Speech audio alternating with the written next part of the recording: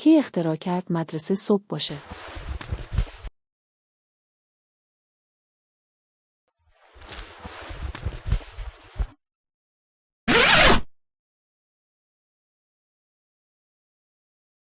تو مسیر مدرسه همیشه دو دست آدم میبینی.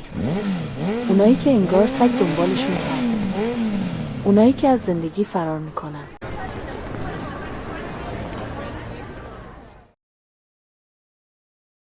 صف صبح یه جاییه که زندگی از تو عبور میکنه و تو همزمان داری از هوش میری.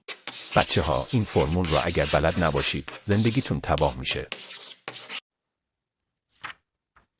به نظرم اگه یه روز زنگ بخوره و معلم بگه بیاین فوتبال، اون لحظه بشر به صلح جهانی میرسه. خوابم میاد.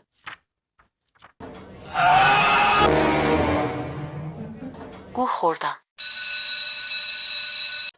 زنگ تفریح تو ایران یعنی یا توپ میخوری یا تو صفحه بوفه میمیری.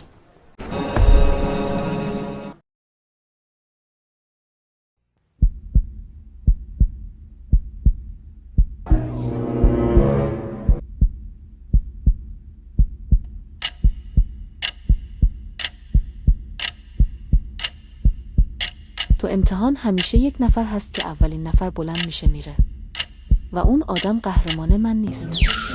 دشمن قسم خورده‌ای منه.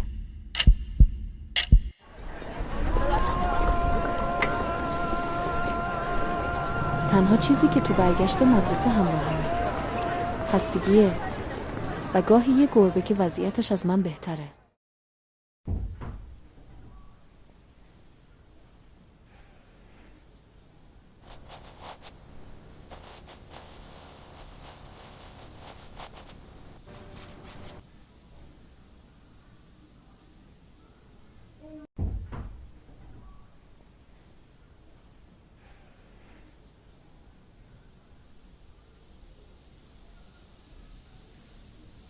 بالاخره یه آینده میسازم که هیچ کس باورش نمیشه.